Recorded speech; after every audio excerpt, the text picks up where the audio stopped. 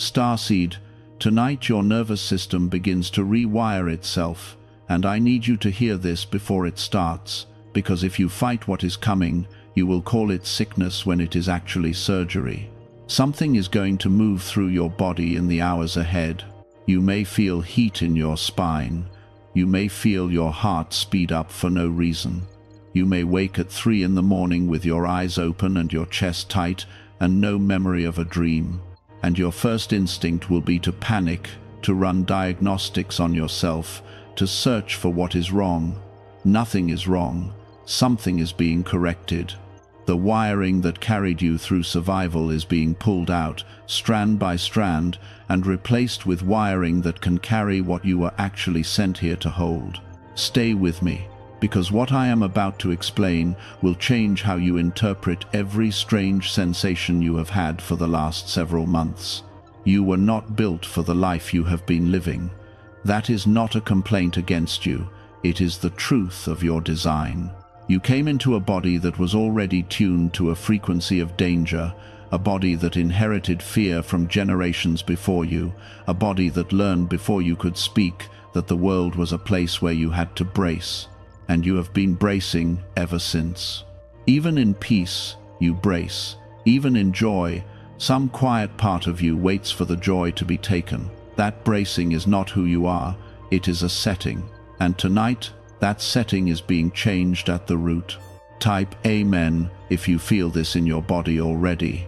I want you to understand what has been happening inside you, because you have been misreading the signs. The fatigue you cannot explain. The way certain rooms suddenly feel unbearable. The way you can no longer sit through conversations that once felt normal. The ringing that comes and goes in one ear. The sudden tears that arrive without a story attached to them. You have been telling yourself you are falling apart. You are not falling apart. You are being taken apart on purpose. And the difference between those two things is everything. When a house is being demolished, there is dust, there is noise, there is the sound of something breaking. When a house is being renovated, there is also dust, also noise, also the sound of something breaking. From the street, they look identical. Only the one holding the plans knows the difference. I am holding the plans, and I am telling you this is a renovation. For most of your life, your nervous system has been running one program: scan for threat, prepare for loss. Do not be surprised again. That program kept you alive through things you have never fully spoken out loud. I am not going to insult it. It served you. It got you here. But it cannot go where you are going next, because the frequency you are being raised into cannot be received by a body that is permanently braced. Fear and reception cannot occupy the same channel. One has to go. So tonight, while you sleep, the old program begins to be uninstalled. And uninstalling is not gentle. Anything that has been running for 30 or 40 or 60 years leaves grooves. Those grooves have to be smoothed. That is what the heat is. That is what the trembling is. That is what the strange dreams are, the ones where you are back in the old house, the old school, the old relationship, standing in a room you thought you had forgotten. Your body is going back to collect what it left behind so it can bring all of you forward at once. Do not fight it. I know that instruction sounds simple. It is not. Fighting is what you know. Fighting is how you have survived. When your chest tightens, you fight it with distraction. When your mind races, you fight it with control. When your body shakes, you fight it with stillness that is really suppression. You have become so skilled at fighting your own sensations that you no longer notice you are doing it. Tonight I am asking you to do the opposite of everything you have trained. When the sensation rises, let it rise. When the heat comes, let it move. When the tears come, do not build a story around them. Let them fall without explanation. Tears do not always mean sadness. Sometimes they are simply the body letting go of pressure it has held for decades. Pause for a moment and gently like this video, not for me, but as a small act of agreement with what is being released over your body tonight. Sometimes a small physical gesture is how the deeper mind says yes. You are called a starseed not because you are better than anyone. You are called that because something in you has always known it did not originate here. You felt it as a child, before you had language for it. You would look at the way people spoke to each other and feel a quiet confusion, as though you were watching a custom you were expected to know but had never been taught. You would look at the sky and feel a homesickness for a place you could not name. And when you tried to explain it, people looked at you strangely, so you learned to stop explaining. You learned to translate yourself into a language that was not yours, and you got so good at translating that you forgot the original. Tonight, the original is being restored. That is why the rewiring is necessary. You cannot run original code through a translated system. Every time the frequency came through, it had to pass through layers of adaptation, layers of pretending, layers of making yourself smaller so no one would ask questions. By the time it reached you, it was distorted. You would receive an impression and immediately doubt it. You would sense something clearly and then talk yourself out of it. That was not weakness. That was interference. And interference is exactly what is being removed. Type 777 if you have always known you did not belong to this world the way others do. I want to stay here for a moment on that word, homesickness, because it explains more of your life than you realize. There is a particular ache that has followed you since childhood. It does not come from any event. You cannot trace it to a loss. It arrives at odd times, usually when something is beautiful, a certain quality of evening light, a piece of music that opens something without permission, the sound of rain against a window when you are safe inside, and in those moments, instead of simple pleasure, you feel a pang that is almost grief. You have never known what to call it. You have sometimes been ashamed of it because it seemed ungrateful to feel sorrow in the presence of beauty. That ache is not ingratitude, it is memory. Beauty is the closest thing this world has to the frequency you came from, and when you brush against it, something in you recognizes home and remembers it is not there. That is all that is happening. You are not broken for feeling it. You are simply someone who has not forgotten as thoroughly as most. And here is what I want you to understand tonight. That ache is about to change its character. It is not going to disappear because it is part of your equipment. But as the wiring shifts, it will stop feeling like exile and start feeling like connection. The same sensation, interpreted correctly. What felt like being far from home will begin to feel like being reached by it. That is what a rewiring does. It does not always remove the signal. Sometimes it corrects the translation. Let me tell you what the next few nights may look like, so you are not afraid when they arrive. You may find yourself waking between 3 and 4 in the morning, not with panic, but with a kind of alertness that has no cause. Your body is awake, but your mind is quiet. This is not insomnia. This is the window. In those hours, the noise of the collective drops and reception improves. If you wake in that window, do not immediately reach for your phone. Do not immediately try to force yourself back to sleep. Just lie there. Let your breath be slow. That is all. You do not have to perform anything. Presence is enough. You may feel your body temperature shift. Waves of heat that rise from the base of the spine and move upward. This is not fever. Energy that has been stored at the base of you, held in the same place where fear was stored, is beginning to move. That heat is not damage. It is thaw. Things that have been frozen do not melt quietly. You may notice your appetite changing. Certain foods that once comforted you may suddenly feel heavy. Certain habits you have leaned on may lose their appeal without you deciding to give them up. Do not force this. Just notice. When the system is being retuned, it begins rejecting what dulls it. That is a good sign, not a loss.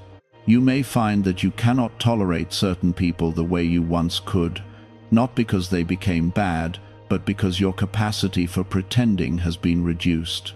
When the nervous system stops bracing, it also stops performing. And a lot of relationships were built on performance. Some will survive the change, some will not. That is not cruelty, that is clarity. You may feel emotional in ways that make no sense to you, grief that arrives on an ordinary afternoon, anger that surfaces about something from 20 years ago. Do not chase these emotions into stories. Do not build a case around them.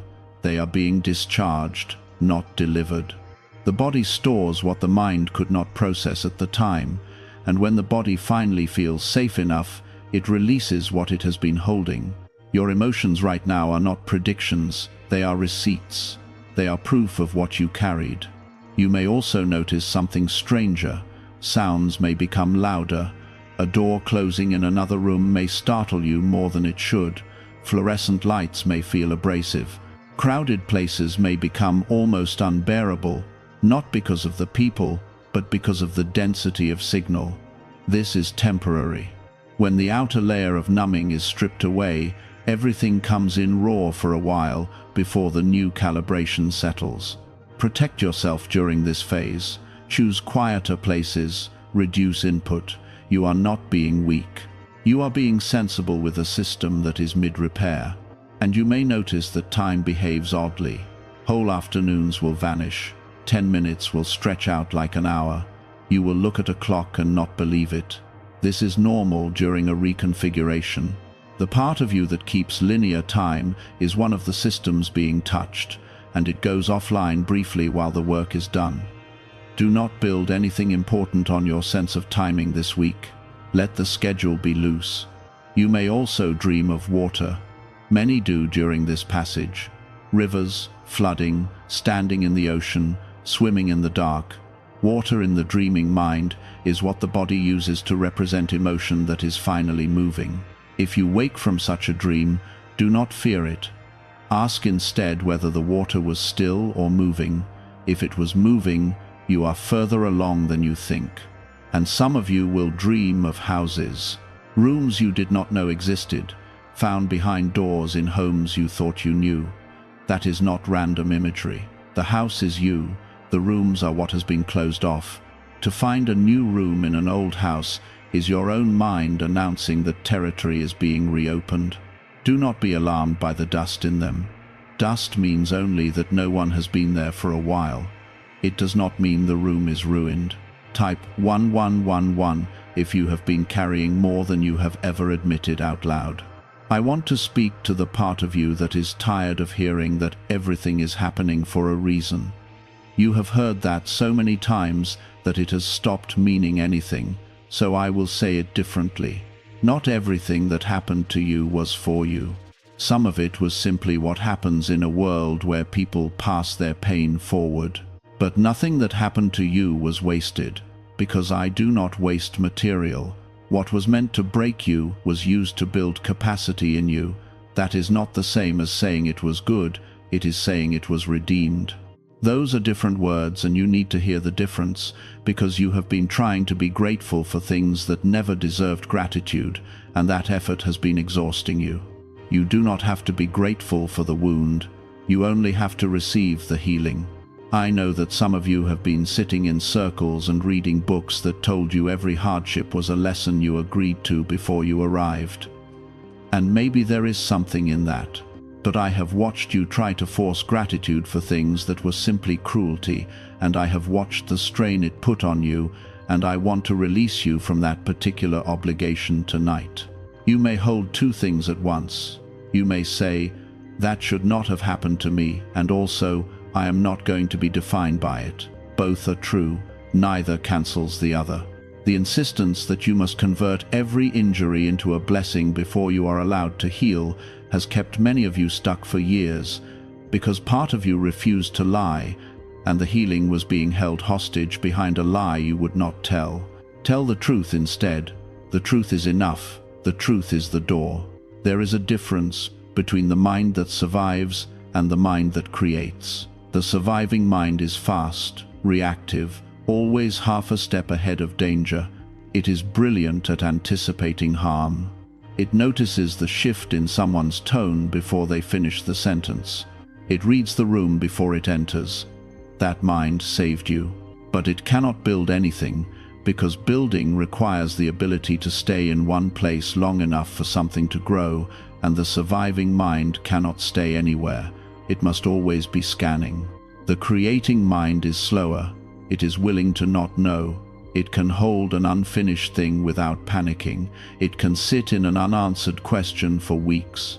That is the mind you are being moved into, and the transition will feel, at first, like losing your edge.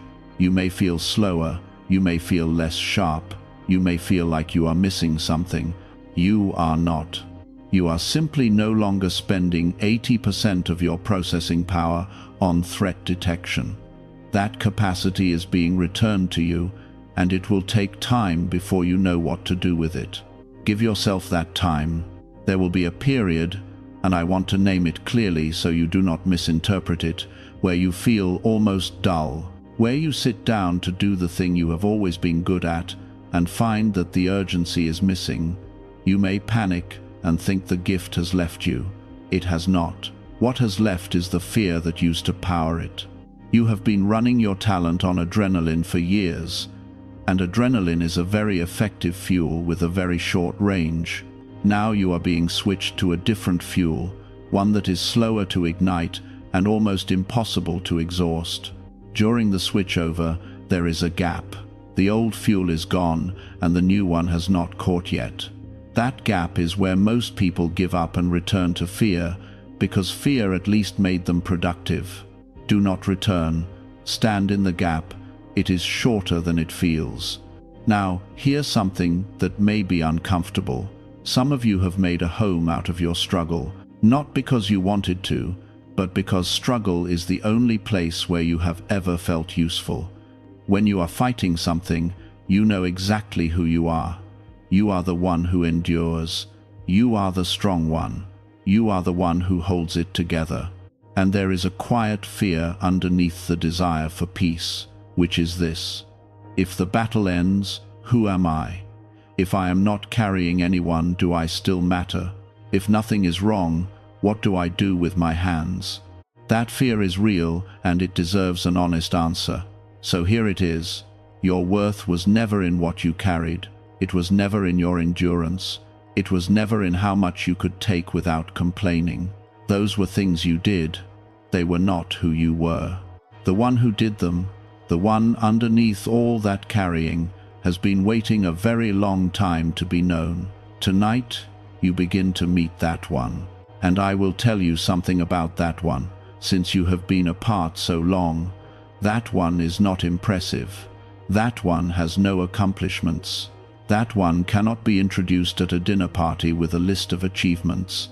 That one is simply the awareness that was present when you were 4 years old, and again when you were 19, and again last Tuesday. Unchanged, unmarked, unhurried. Everything else about you has changed. Your body has replaced itself many times over. Your opinions have reversed.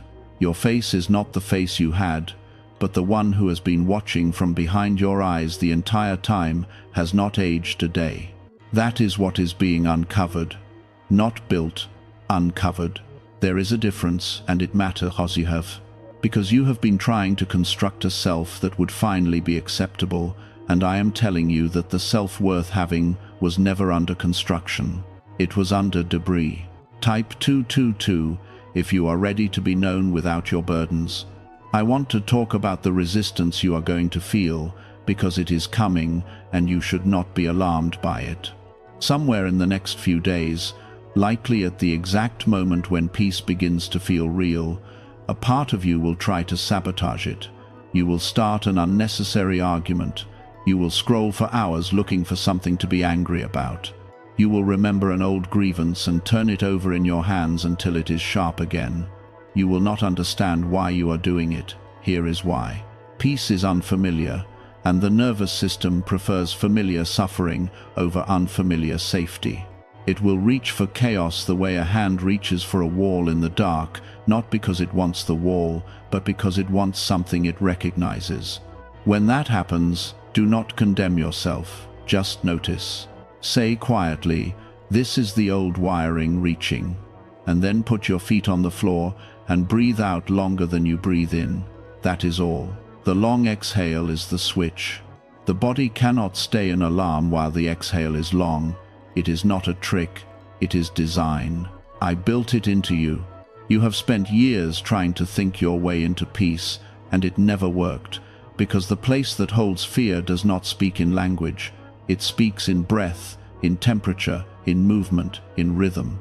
That is why you can understand everything intellectually and still feel terror in your chest. The understanding never reaches the place that needs it. So tonight, we are going underneath language. We are going into the body, where the actual change occurs. Here is what I ask of you. When you lie down tonight, do not pray with strain. Do not perform devotion. Simply lie flat, place one hand on your chest and one on your stomach, and let your breath find its own way down. Do not force it deeper, just allow it, and say nothing except this: I am willing. That is the entire instruction. 2 words. Willingness is the only door I need, and it does not need to be enthusiastic. It only needs to be honest. Then, let sleep take you, and let the work happen without your supervision. You have been supervising your own healing for so long. You have been monitoring your progress, grading yourself, checking whether you are better yet. That monitoring is itself a form of bracing. It keeps a hand on the wheel at all times, and healing cannot complete while a hand is on the wheel. Tonight you let go of the wheel, not because you are giving up, but because you finally believe the road is being held by someone who has never once lost the way. Type 333 to claim peace over your body tonight. Let me tell you about what happens after. In the days that follow, you will begin to notice that your reactions have changed before your beliefs have. This is important. You will still think the old thoughts. You will still hear the old voice that says, "Be careful, do not hope, this will not last." But you will notice that when that voice speaks, your body does not obey it the way it used to. The thought will arrive and pass through without landing. That is the first evidence of the rewiring. Not the absence of fear, but the loosening of its grip. You will notice that silence stops feeling dangerous. For a long time, silence meant something was about to happen. Silence was the pause before the door opened, before the phone rang, before the news came. Now, silence will begin to feel like a room instead of a warning. You will find yourself sitting in it without reaching for noise. That is not boredom, that is restoration. You will notice that you begin to want things again, small things at first. A desire to cook something properly instead of eating whatever is nearest. A desire to walk somewhere without a destination. A desire to make something with your hands that has no purpose. Desire is one of the last things to return, because desire requires safety. You cannot want when you are surviving. You can only need. When wanting comes back, know that a great deal has already been healed. You will notice that your intuition sharpens in a way that feels almost uncomfortable. You will know things before you are told. You will feel a shift in a situation before there is any evidence. And unlike before, you will not immediately doubt yourself. The doubt was interference. Once the interference is cleared, knowing arrives clean. Trust it slowly at first, test it in small things, watch how often it is right, then trust it more. And you will notice something else, something subtle and profound. You will stop needing to be understood. For your entire life, you have been trying to explain yourself.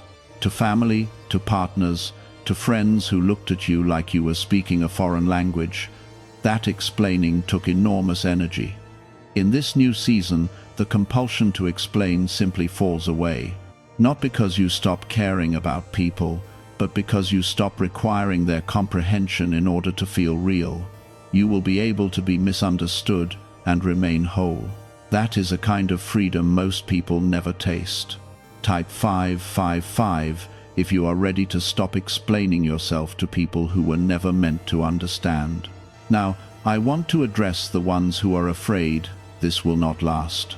You have had moments of peace before, You have had nights where something lifted, where you felt clear and light and certain that things had changed. And then a week later, or a month later, you were back in the same tightness, the same dread, the same familiar heaviness. So a part of you is listening to all of this with your arms folded, thinking, I have been here before, I have felt this before, and it left. Here is the difference. Those moments were experiences. This is a structural change. An experience is weather, a structure is climate. Weather changes daily, climate changes slowly, and then permanently. What is happening now is not a mood being lifted, it is a foundation being poured. And foundations do not feel dramatic while they are being poured. They feel like waiting. They feel like nothing much happening. Only later, when you build on them, do you understand what they were. So if tomorrow does not feel like a miracle, do not conclude that nothing happened. Ask a better question. Ask whether the same thing that used to take you down for 3 days now takes you down for 3 hours. Ask whether you recover faster. Ask whether the recovery is quieter. That is the measurement, not the absence of difficulty, but the shortening of its reign over you. I want to give you a way to track this, because the mind that has been trained on crisis is very poor at noticing improvement. It notices threat instantly and improvement almost never. So you will need evidence, and you will need to collect it deliberately, or you will conclude that nothing changed simply because your attention was not built to register gradual repair. Here is the evidence to collect, not feelings. Feelings lie during transition. Collect behaviors. How long did it take you to fall asleep? Not how you felt about it. How long? How many times did you check the door, the phone, the message you already read? How many hours after an upsetting event did you return to normal function? How often did you apologize for something that was not yours? How many times did you say yes when your body said no? Those are the numbers that matter. Write them somewhere, roughly, for the next month. And in a month, look back. You will be startled. Not because the change was large in any single day, but because it was steady, and steadiness compounds in ways the anxious mind cannot forecast. Let me tell you something about the timing of all this. You are being rewired now, and not 5 years ago, and there is a reason. 5 years ago, you would have used the piece to go back into the same rooms and repeat the same patterns with more energy. You would have taken the healing and spent it on people who were draining you, on work that was hollowing you out, on proving yourself to those who had already decided about you. The delay was not punishment, it was protection. I do not hand a healed nervous system to someone who will immediately spend it on their captors. You had to get tired enough to stop going back. That is a hard truth, but you know it is true. There were doors you would not have walked away from if you had felt strong. It was the exhaustion that finally made you stop. And now that you have stopped, now that you are no longer able to sustain the old life, the healing can come without being wasted. You did not fail. You were emptied so that you could not refill the wrong container. Type 1212 if you are ready to receive what was being protected for you. There is something else being restored tonight, and it is subtle. Your sense of time. When the nervous system lives in survival, time collapses. The past feels like it is still happening. The future feels like a threat already arriving. And the present, the only place where life actually occurs, becomes a narrow corridor you rush through on your way to bracing for what is next. You have lived in that corridor for years. You have missed birthdays while sitting at them. You have missed conversations while holding them. You have missed whole seasons of your life because you were somewhere else in your mind, defending against something that had already happened. As the wiring changes, time will begin to widen again. Moments will feel longer, not slower in a boring way, but fuller. You will be in a room and actually be in it. You will hear what someone is saying without simultaneously preparing your response. You will taste your food. You will notice light on a wall. These sound like small things. They are not. They are what life is made of, and you have been away from them for a long time. Welcome back. There is a grief that comes with this return, and I will not hide it from you. When you begin to be present, you become aware of how much you were absent for. That awareness stings. You will think about the years you spent physically in your life and mentally elsewhere. You will think about the people who were speaking to you while you were rehearsing your defense. You will feel that you lost time you cannot recover. Sit with that grief honestly and then release it, because it is built on a mistake. You did not lose that time, you survived it. There is a difference. A soldier does not lose the years spent in the field simply because he was not present for the harvest at home. He was doing something else, something necessary, something that made the harvest possible for others. You were doing something else too. You were keeping a body and a mind alive in conditions that were not survivable by ordinary means. That is not lost time. That is the hardest work there is, done without recognition, without pay, and without rest. You are not behind, you were deployed. I want to prepare you for one more thing, and then I want you to rest. There will be people in your life who preferred the old you, not because they are evil, but because the old you was convenient. The old you said yes when you meant no. The old you absorbed conflict rather than naming it. The old you could be relied upon to carry the weight without being asked, because you would offer before anyone had to request it. When your nervous system stops bracing, all of that ends, and some people will experience your peace as a betrayal. They will say, "You have changed." They will say it like an accusation, and you will feel the old pull to apologize, to shrink, to prove you are still the same person who could be counted on to disappear when needed. Do not. Changing is not a moral failure. It is the entire point. A tree that stayed the same shape would be dead. Some relationships will renegotiate themselves and survive in a healthier form. Some will end quietly, without a fight, simply drifting apart because there is no longer a shared frequency holding them together. Let the drifting happen. Do not chase. What is meant to remain will remain without you having to grip it. That is one of the truest signs of the new season.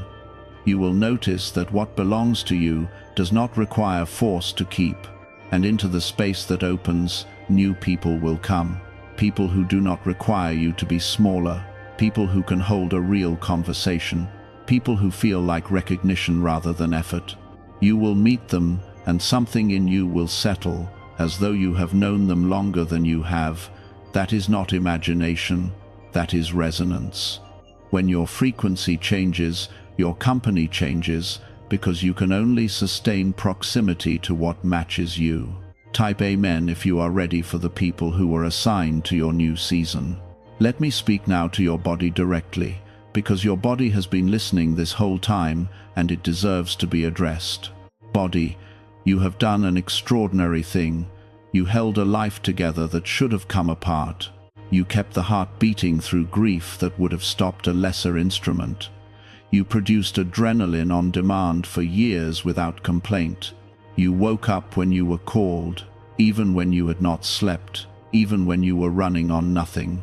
You have been faithful. And you were never thanked. You were criticized. You were pushed. You were treated like an obstacle rather than an ally. Tonight that ends. Body, you are permitted to unclench. The jaw may release. The shoulders may drop from where they have been living, up near the ears. The stomach may soften. The hands may open. The place between the eyebrows may smooth. You are not on duty tonight. Someone else has the watch. And if a part of you does not believe that, if a part of you says it is not safe to unclench, that part is not wrong for saying so. It learned that lesson honestly. Speak to it gently. Say, "I know why you learned that. I am not angry with you, but the danger you are guarding against ended a long time ago, and you have been standing watch over an empty field. You may come inside now."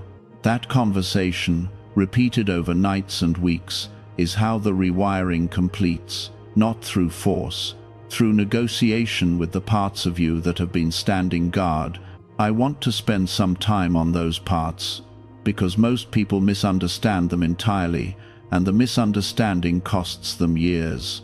Inside you there are not just moods, there are positions. There is the one who watches for danger. There is the one who apologizes first. There is the one who works until the body complains. There is the one who withdraws when things become too close. There is the one who says everything is fine. Each of these took its post at a particular moment in your history, usually a moment when you were too young to have any other option, and each of them has been holding that post ever since, faithfully, without relief, without acknowledgement. You have been at war with them. You have called them your flaws. You have tried to eliminate them with discipline, with affirmations, with shame. And every time you attacked one, it dug in deeper, because a sentry that is attacked does not abandon its post. It concludes the threat has returned and doubles its vigilance. That is why nothing worked. The way through is not elimination. It is relief of duty. You do not fire a guard who has served for 40 years. You walk out to the wall, you thank him, you tell him what has changed, and you send him home to rest. Some of you have been trying to storm your own walls. Tonight, walk out and speak instead. Say to the watchful one, "Thank you for seeing what no one else saw. You were right then. You may rest now." Say to the one who apologizes, "Thank you for keeping the peace when peace was survival. You may stop now.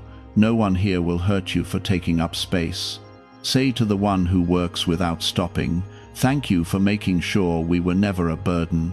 We are allowed to be a burden sometimes. That was always allowed. No one told you." Say to the one who withdraws, "Thank you for protecting the tender part. You may let one person closer now. Just one. We will go slowly." Say to the one who says everything is fine, "Thank you for holding the room together. You do not have to hold it anymore. It will hold itself. You may feel foolish doing this. Do it anyway. The parts of you that need to hear it are not sophisticated. They are young. They respond to tone, not to argument. And they have been waiting a very long time to be spoken to kindly by the one they were protecting. You will not do this perfectly. There will be nights when you cannot settle, when the old alarm fires for no reason, when you lie there frustrated that you are not further along. Those nights are not setbacks. Healing is not linear, and anyone who told you it was has never healed from anything real. It moves in spirals. You will return to the same feeling, but at a different altitude. It will look the same, and it will not be the same, because you are not the same one meeting it.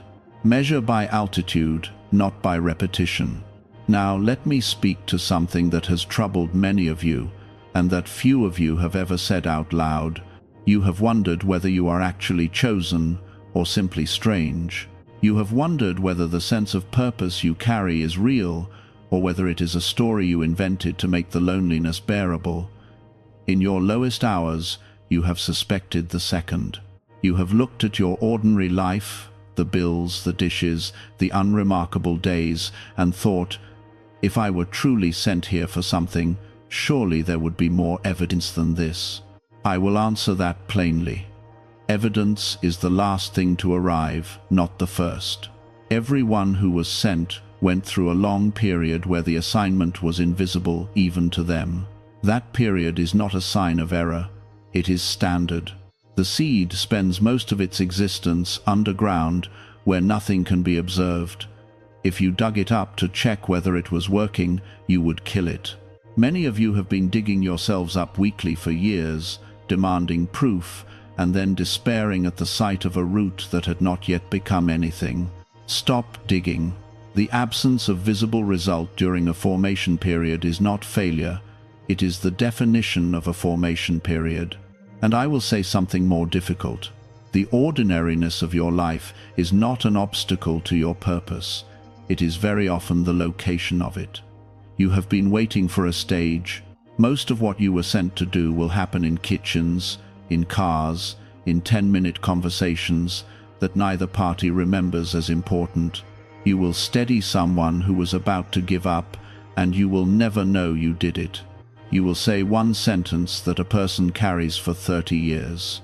You will hold a room's temperature down simply by being in it, and no one will thank you, because no one notices the disaster that did not happen. That is the work. It is quieter than you hoped. It matters more than you know. Now, as this night approaches, I want to give you the truest thing I have. You are not being fixed. You were never broken. You were configured for an environment that no longer exists, and the configuration is being updated. That is all. There is nothing defective in you. There never was.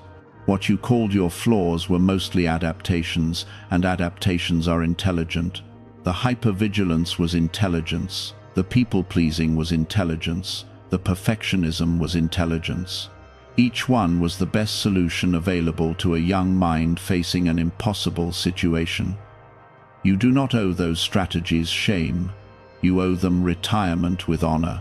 So let them retire, thank them, and let the new wiring come in.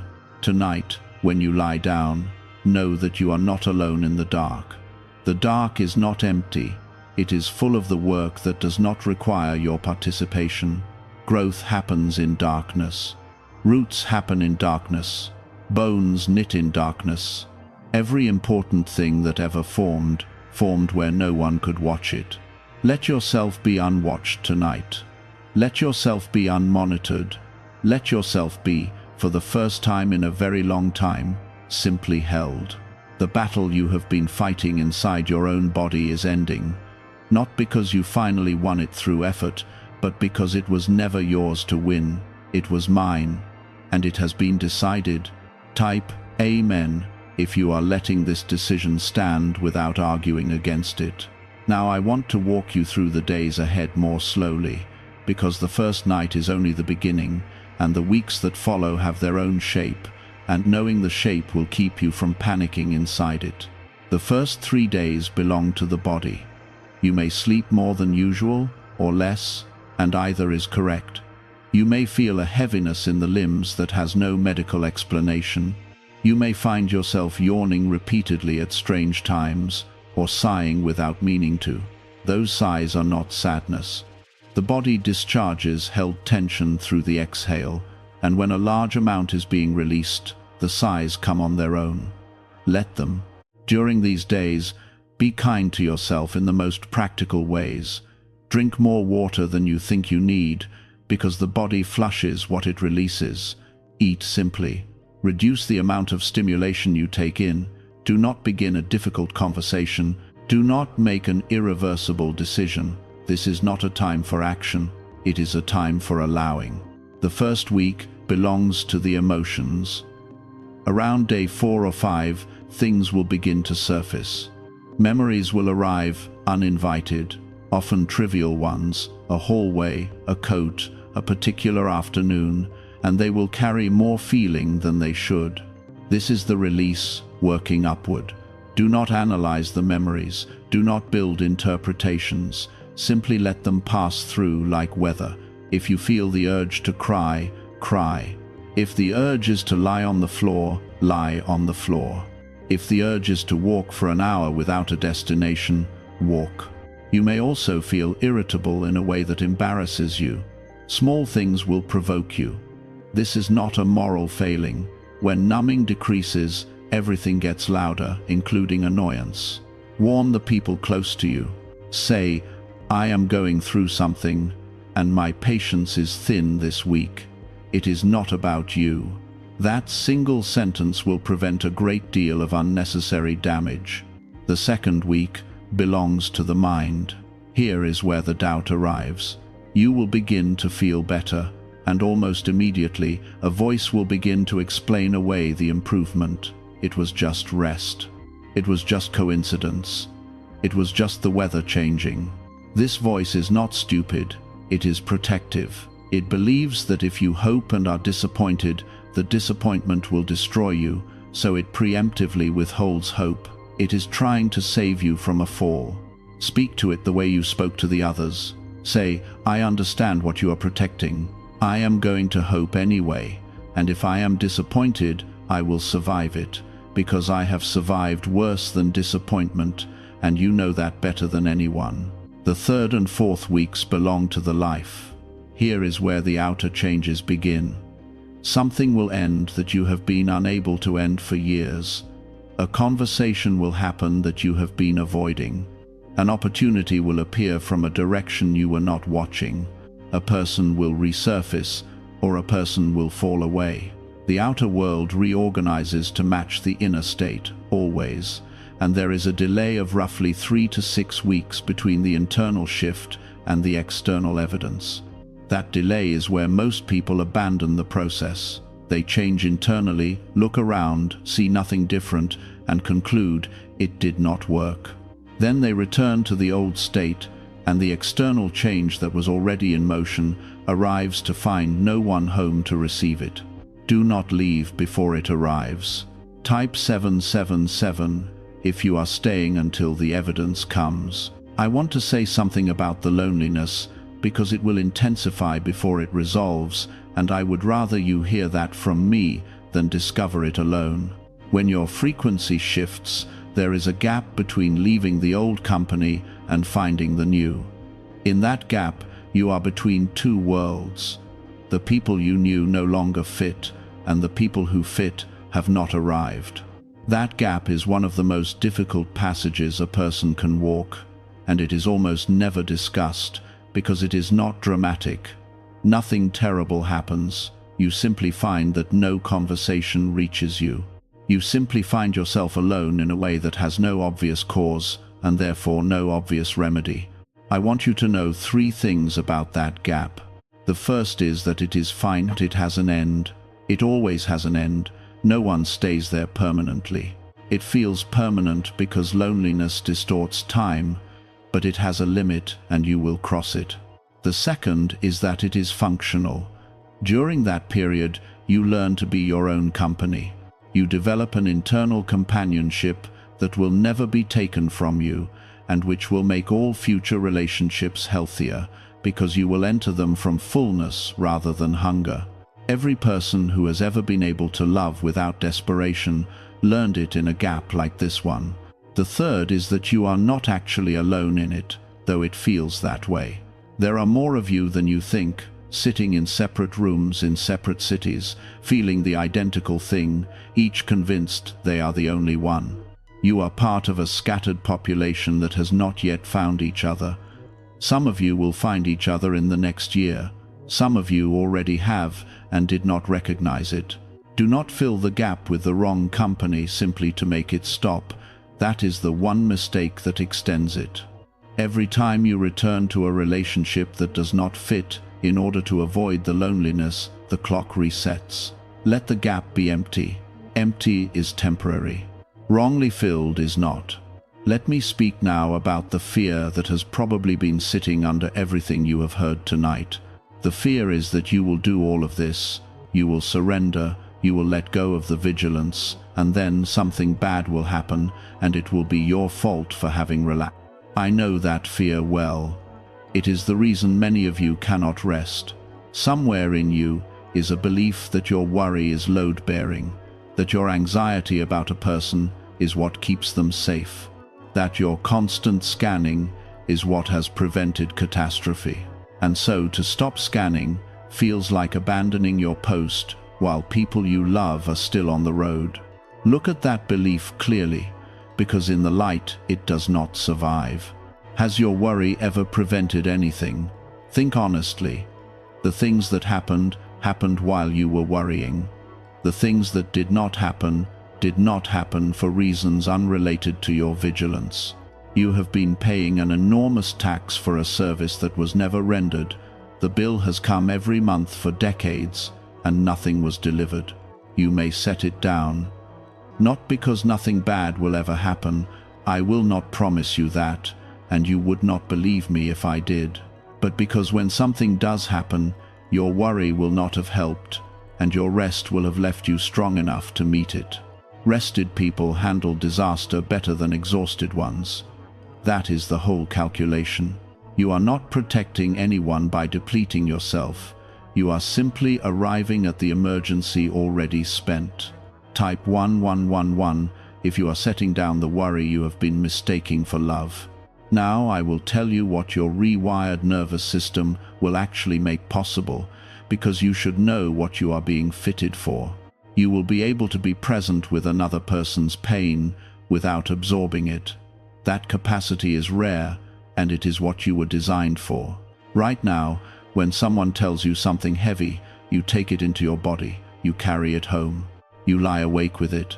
That is not compassion, though it wears compassion's clothes. It is fusion. It helps no one, and it destroys you slowly. The rewiring separates you from the merging. You will be able to sit with a suffering person, remain fully present, feel it, and not carry it out the door. That is the difference between a healer and a sponge. You will be able to receive good things without flinching. Right now, when something good arrives, part of you calculates the cost. You have been trained that every gift has a bill attached. The new wiring allows reception without suspicion. You will be able to be loved without waiting for the invoice.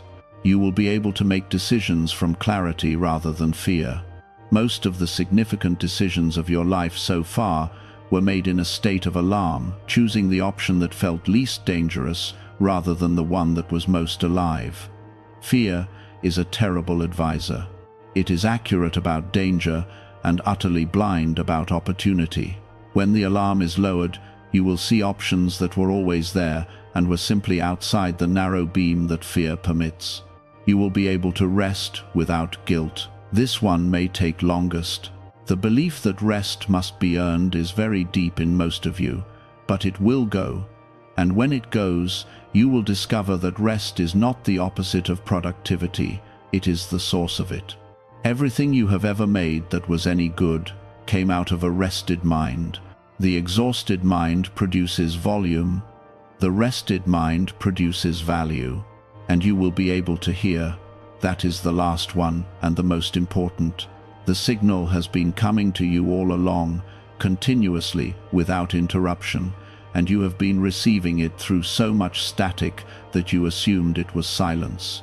When the static clears, you will discover you were never abandoned, not for one day, not for 1 hour. You were being spoken to during the worst of it. You simply could not hear over the sound of your own alarm. Type Amen if you have ever believed you were abandoned and are now willing to reconsider. I want to give you something practical now, something to use on the nights when this message has faded and you are alone with the old sensation. When the alarm rises, do this. Put both feet flat on the floor. Feel the floor. Then find 5 things you can see and name them silently.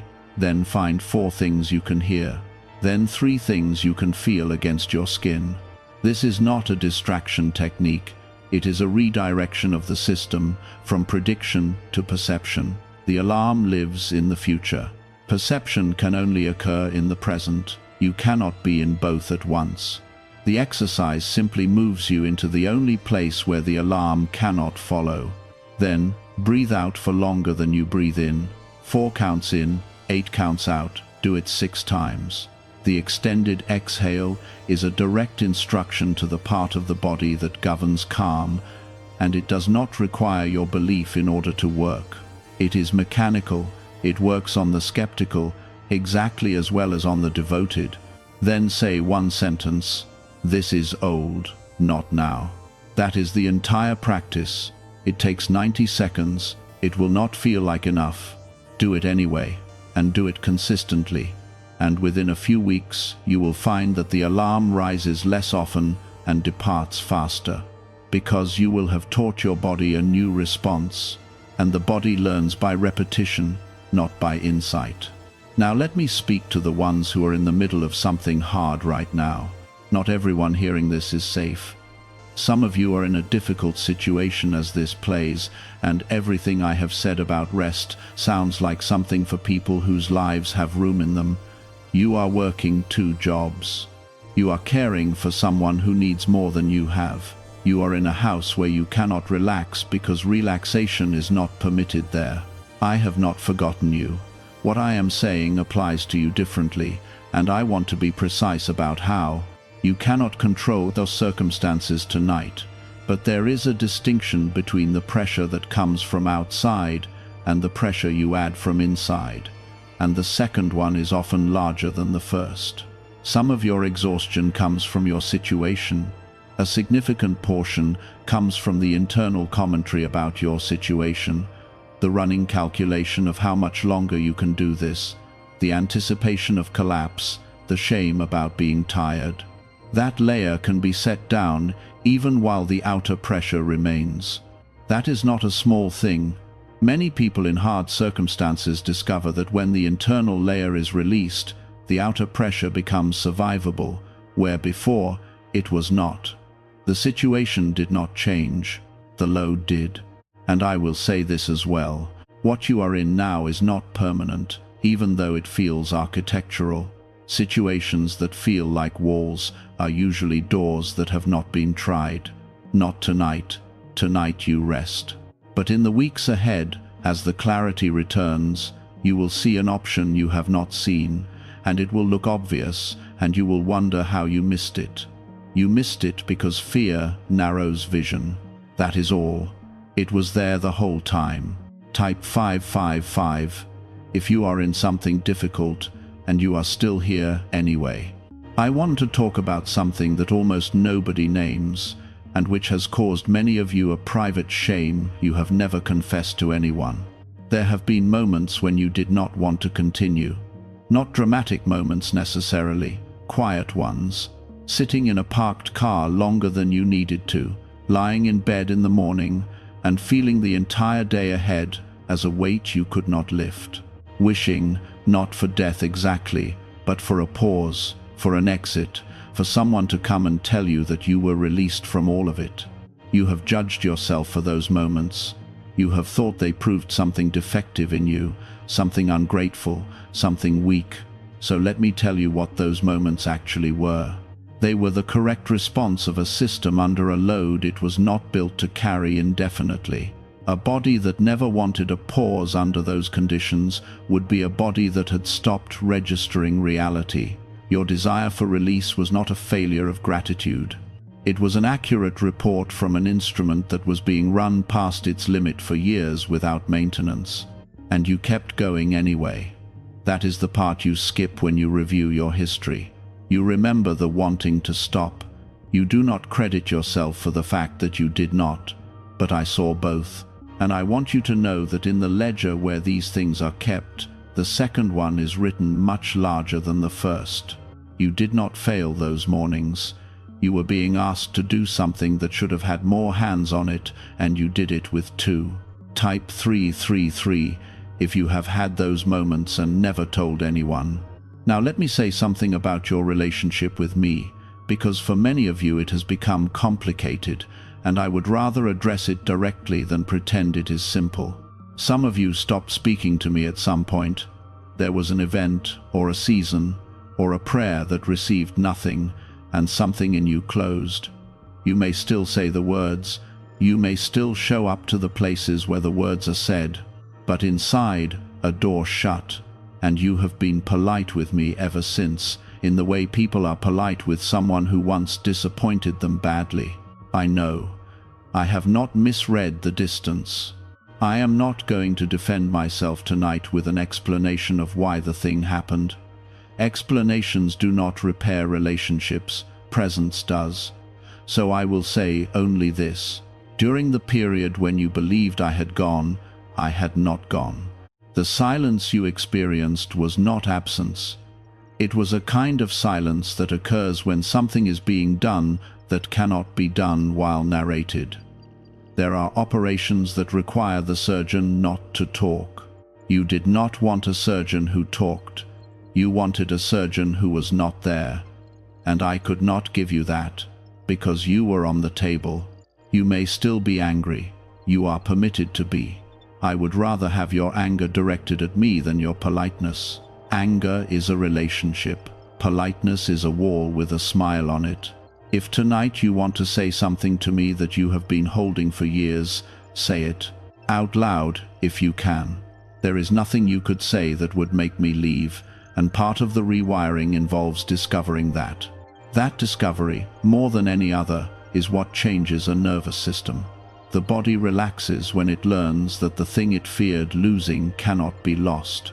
Type Amen if you are willing to speak honestly to me tonight for the first time in a long while. There is one more shape I want to describe, because you will encounter it in the coming months, and it will confuse you if you do not have a name for it. There will come a day, some months from now, when you realize that you are no longer waiting. You will not notice it happening. You will simply be somewhere ordinary, and it will occur to you that you have stopped scanning the horizon for the thing that would finally make your life begin. The promotion, the relationship, the move, the vindication, the moment when the people who dismissed you would finally understand. You will realize that you have not thought about that in weeks, and that its absence has not left a hole. That is completion, not the arrival of what you were waiting for, the dissolution of the waiting itself. Most of you assume peace are